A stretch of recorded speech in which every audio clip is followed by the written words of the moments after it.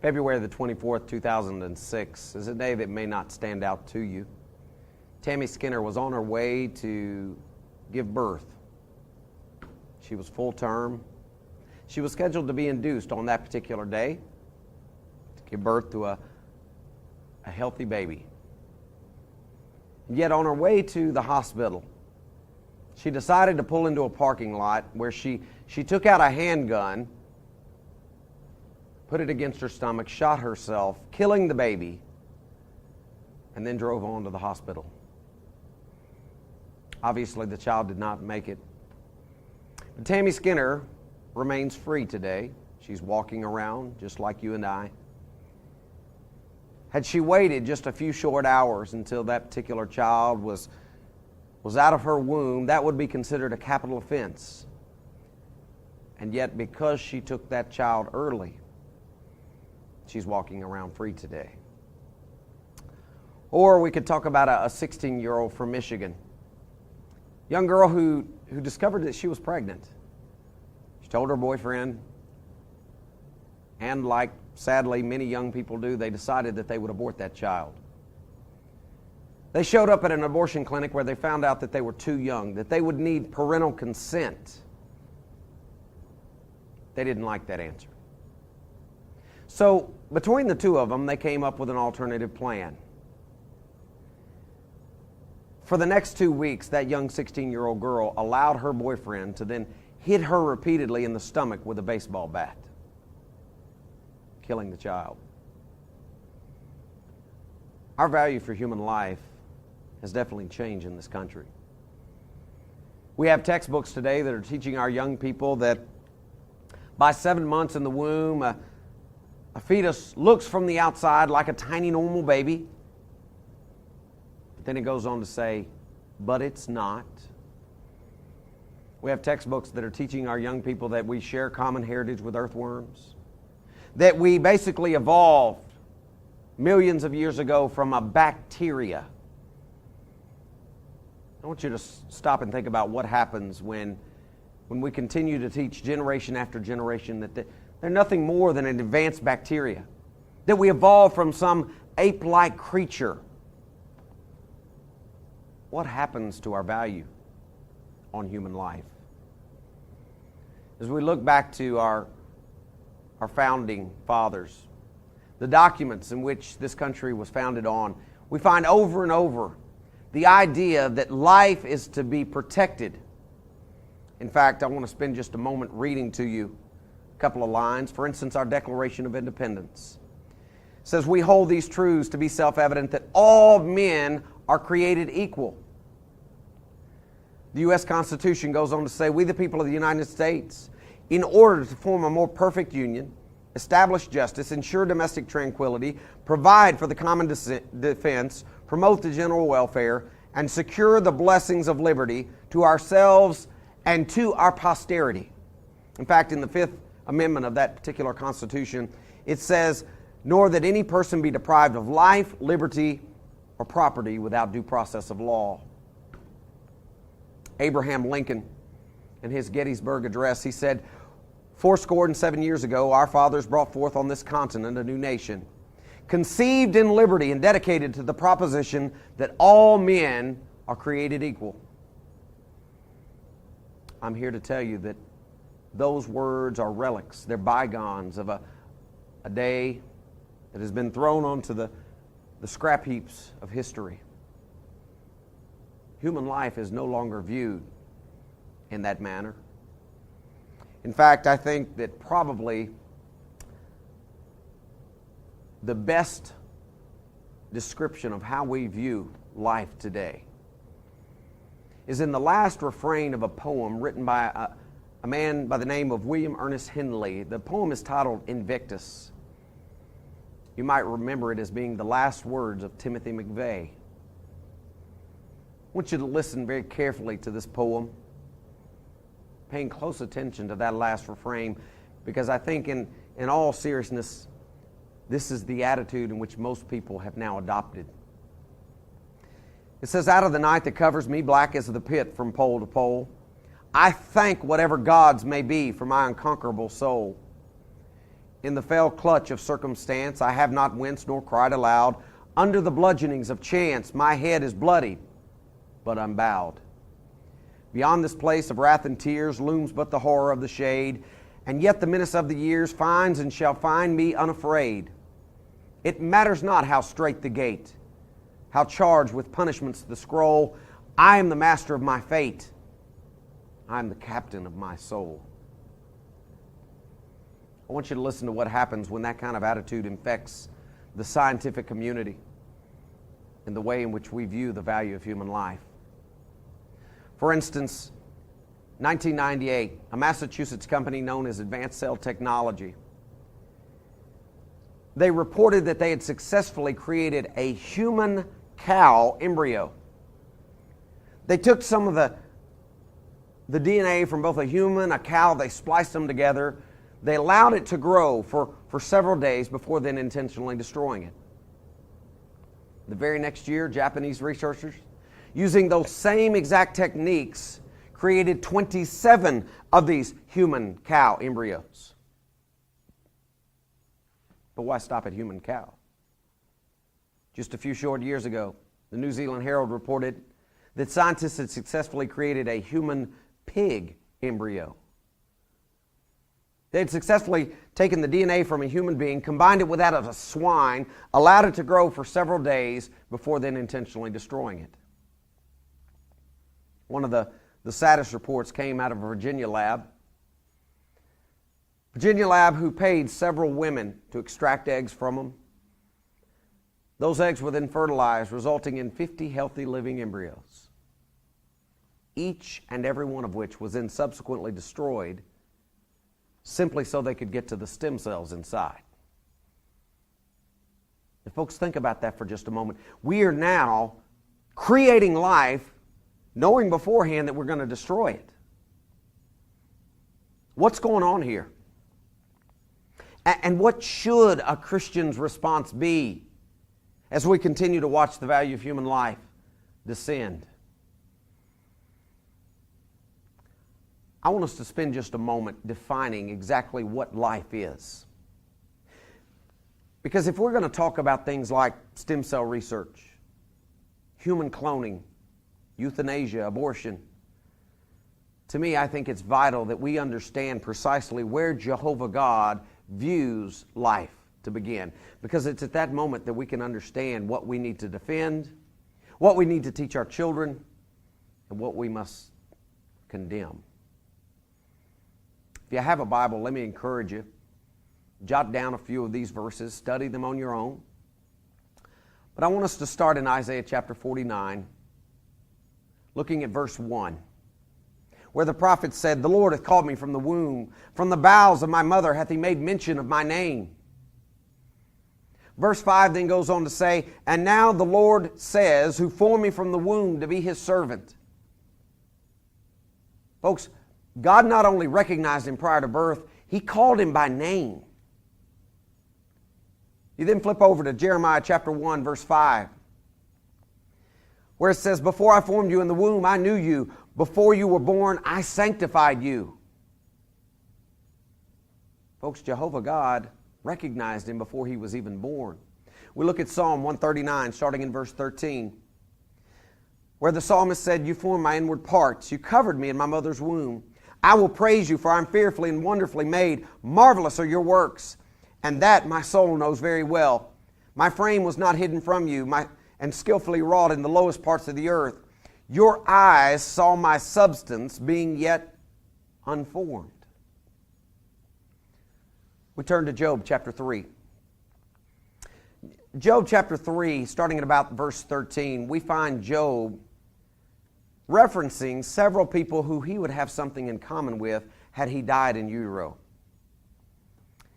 And you'll notice among that list, he mentions kings, he mentions princes, he mentions counselors. And he goes on to mention a child that experienced a hidden untimely birth, a miscarriage. And why do you think Job put that miscarried child into the same status as those kings and those princes and those counselors? Friends, isn't it obvious? You see, our God views life to begin before birth. In that same book, Job, chapter 39, there's a very unique passage. It's not necessarily dealing with the value of human life, but I think it's very appropriate for our discussion. It actually is dealing with ostriches of all things. I want you to listen carefully, though, to how the writer of this book describes the care the mother gives of those eggs. It says, "For she leaves her eggs on the ground. She warms them in the dust. She forgets that a foot may crush them, or that a wild beast may break them. She treats her young harshly as though they were not hers. Her labor is in vain, without concern, because God deprived her of wisdom and did not endow her with wisdom." And yet, how tragic is it that human beings are now treating their children worse than that? Friends, it's not an accident that the Bible records over 40 times that moment that you and I call conception. The moment when a sperm and an egg come together and a full complement of chromosomes is created. Metabolism starts. Because you see, our God views life to begin at conception.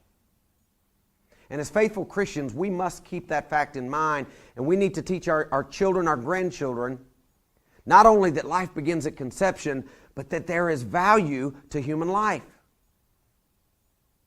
That we were made in the image and likeness of God. Listen to a couple of passages. Back in the Old Testament, Genesis chapter 4. Adam knew his wife Eve, and she conceived and bore Cain. Verse 17 of that same chapter, Cain knew his wife, and she conceived and bore Enoch. We turn over to the New Testament, Luke chapter 1. In verse 31, we read, "Behold, you'll conceive in your womb and bring forth a son, and you shall call his name Jesus." Verse 36 of that same chapter, "Now indeed Elizabeth, your relative, has also conceived a son in her old age." In fact, just a few short verses later, verse 41 says, "And it happened when Elizabeth heard the greeting of Mary that the babe leapt in her womb." You see, with a proper understanding of when life begins, we can now look critically at ethical situations like stem cell research or human cloning or abortion or euthanasia. Using God's definition for life, we're able to realize that things are a lot more black and white than the media would have us believe. So what about stem cells? What is it that Christians need to know? Stem cells are simply cells that have not yet differentiated and become a specific type of cell. In other words, these are cells that haven't decided what they want to be when they grow up, so to speak. It's pretty amazing. You have in your body right now cells that, for instance, if you were to go out and get in a car wreck, you have cells that can become liver cells or muscle cells to help repair your body. Now again, if that's not intelligently designed, I don't know what is. Where do we get stem cells from? 4 places, and this you do need to remember. Right now, we currently collect stem cells from adult tissue, from places like umbilical cords or teeth, baby teeth, aborted fetuses, and leftover embryos from in vitro fertilization. As a faithful Christian, can I support stem cell research? Listen to me very carefully. Yes, as long as it comes from one of those first 2 categories. Anything wrong with using adult tissue or umbilical cords? Does it involve the destruction of human life in any way? Absolutely not. And in fact, it shows a great deal of promise. When my middle son was born, they came to us, they said, "Hey, would you like to donate his umbilical cord for research?" Any problem with that? But folks, what happens when science wants to step over the line and use embryonic stem cells? Oh, that's a horse of a different color. Because, folks, that involves the destruction of human life. And I don't care if Alzheimer's or Parkinson's disease rips out the very roots of our own family members. Folks, as faithful Christians, we cannot support embryonic stem cell research. ultimately that is the destruction of life. You know, tragically, one of the things that you never hear by the mainstream media is the fact that adult stem cells are actually getting the job done. You know, currently the score is something like 73-0. And by that I mean 73 human conditions are being successfully treated using adult stem cells. None using embryonic. Oh yes, the media, they are always quick to tell you about the potential good of embryonic stem cells. But in actual research that has been peer-reviewed and published in journals, the score is 73-0. In fact, when I was doing neurological research, there were some men who were doing straight injections of stem cells straight into the brains of Parkinson's or Alzheimer's patients. Folks, not only did they not get better, in some cases they developed tumors. They developed reactions to that foreign material that was injected into their brains. I was in the neuroscience convention about the year 2001. Every year all the neuroscientists in the world come together, and that particular year one of our keynote speakers was Christopher Reeve.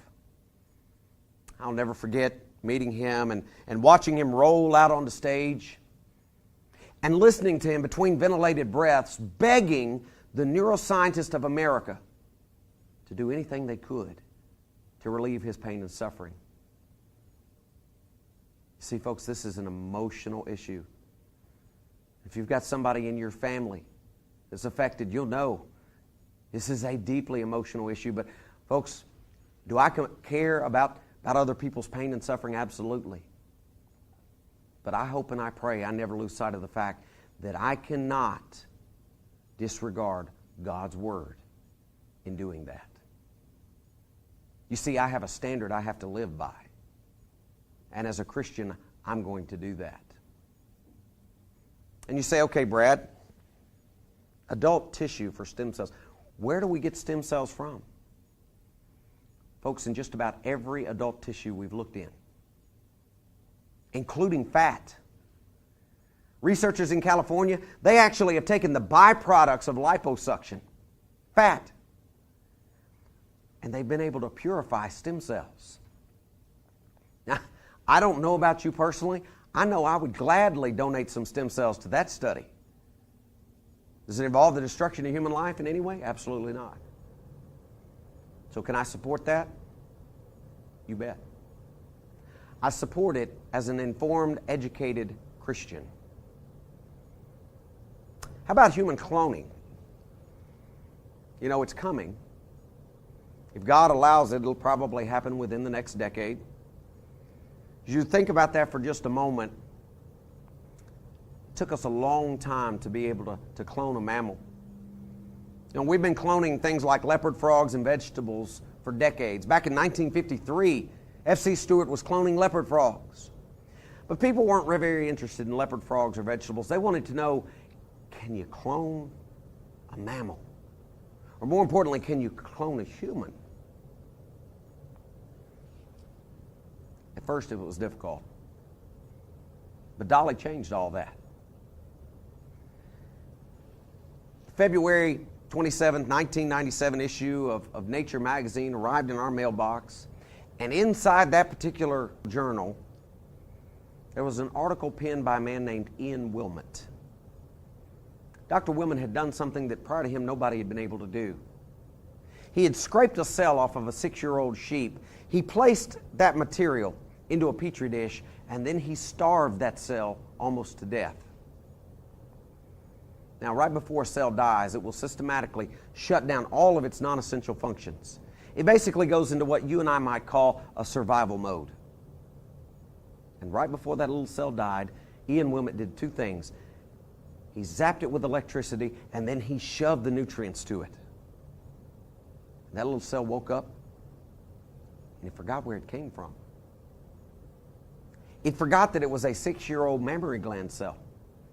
And it actually went all the way back and began to divide. All Ian Wilmot had to do at that point was put that growing material inside of a surrogate sheep, and who was born a few months later but Dolly.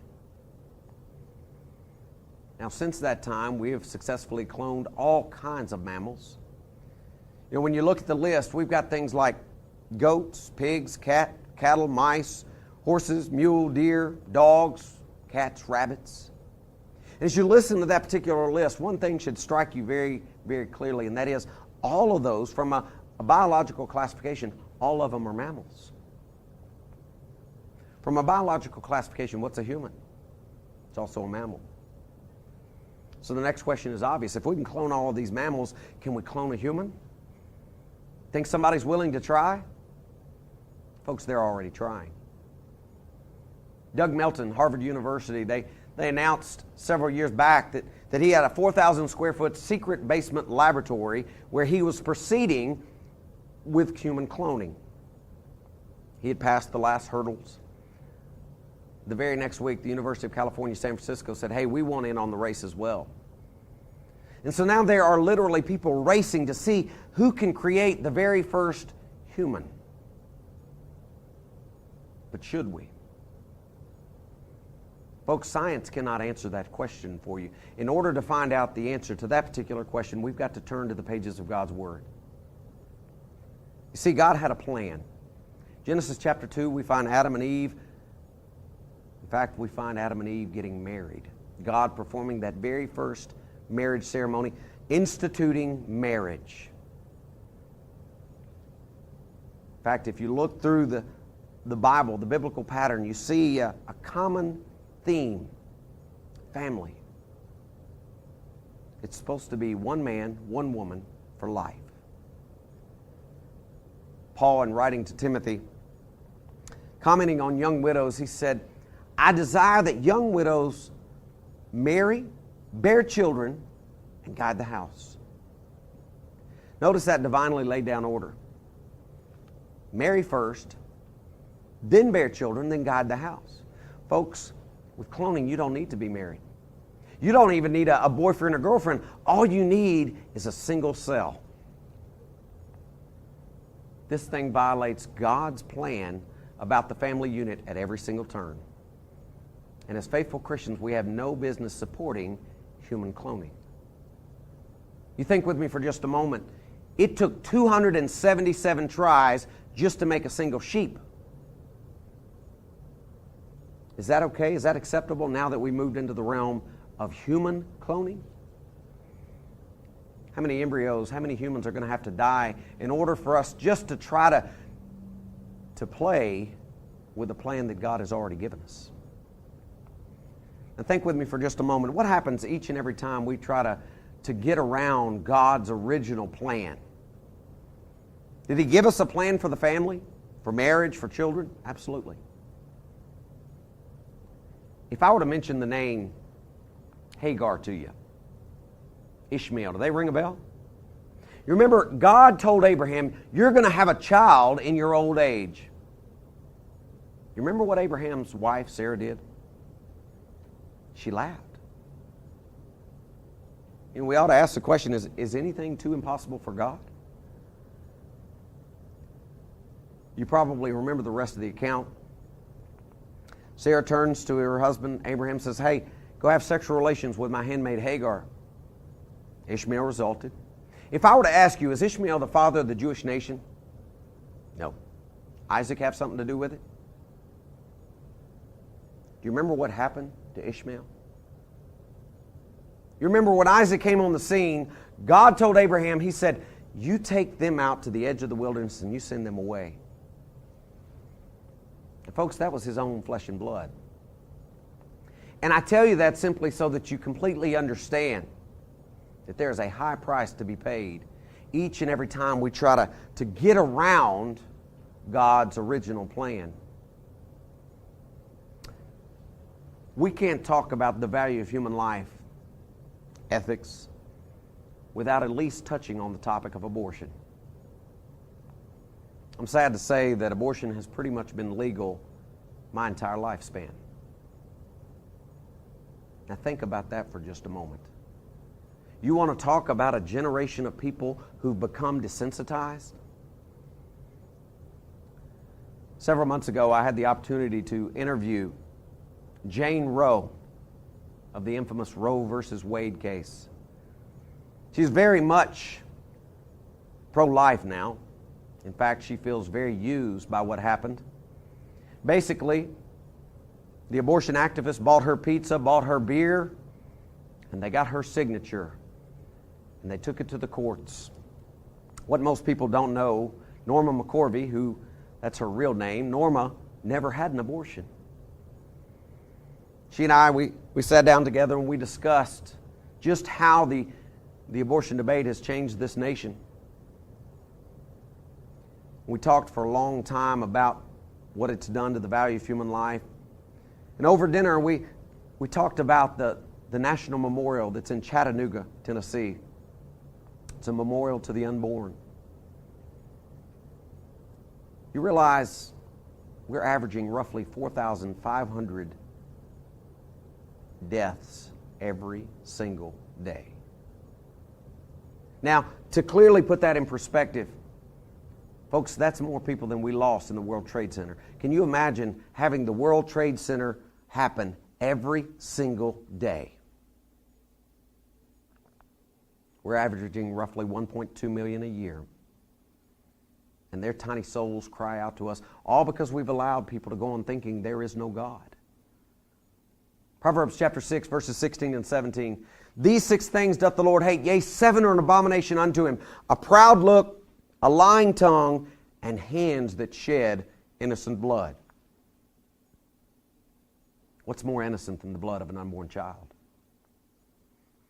If you really want a way to remember the damage that we are doing to our nation, all you got to remember is the Vietnam War. Vietnam War cost us 58,000 of our very best young men and women. Lasted roughly 11 years. Now think about that for just a moment. 58,000. You can go to Washington, D.C. You can run your finger down that long black memorial. You can count every single one of those names. 58,000 of them. And yet, friends, in any given 11 days in this country, our nation kills more unborn children than that. And yet, we allow them to go on doing that because we view there to be no value in that human life. Is it not ironic to you that in this country, if you're in a car and there's a pregnant lady walking down the street and you accidentally hit her, you can actually be charged with 2 crimes, the woman and her child. But that same woman, if she's walking down a sidewalk and she turns into an abortion clinic, she can walk out by herself and never be punished. 2 walk in, only 1 comes out. What about euthanasia? Euthanasia, the artificial putting to death. In our country, roughly 18 elderly people take their life every single day because they feel like they've become a burden to family, friends, and caregivers. I worked at an Alzheimer's facility for about 2 years. And it was very interesting to watch the families come in. You'd have families who would visit their loved ones on a regular basis, and then you would have families that only showed up maybe at holidays, if then. You see, the elderly are often viewed as kind of a reminder that we're not going to be here that long. And I think many people in our generation, rather than embracing the wisdom of the elderly, we're casting them off. Euthanasia, the artificial putting to death. The great state of Oregon paved the way in 1994. You see, it's legal there now. So I want you to think with me for just a moment. Our young people, they watch as we kill the unborn. They watch as we kill the elderly. You add to that the fact that they listen to news reports over gunfire being exchanged over something as trivial as a pair of tennis shoes. And you add on top of that the fact they're going to school learning that they evolved from some ape-like creature, and you begin to understand why we have no value for human life. Folks, we've got to get back. We've got to teach our young people that there is value for human life. Because after all, if there's no value, then why did God send His Son to this earth? Why did He send His gift if there is no value? We've got to go back and we need to make sure our young people understand fully what it means, the sanctity of human life. We need to understand in whose image we bear. I want to close by reading to you a rebuttal poem. A rebuttal to that poem Invictus. This poem was written by Dorothea Day. It's called My Captain. I like it a whole lot more. Listen to what she says. Out of the light that dazzles me, bright as the sun from pole to pole, I thank the God I know to be, for Christ is the conqueror of my soul. Since His the sway of circumstance, I would not wince nor cry aloud. Under the rule which men call chance, my head with joy is humbly bowed. Beyond this place of sin and tears, that life with Him and His the aid, despite the menace of the years, keep and shall keep me unafraid. I have no fear, though strait the gate. He cleared my punishments from the scroll. Christ is the master of my fate. Christ is the master of my soul. I would ask you, is He the master of your soul?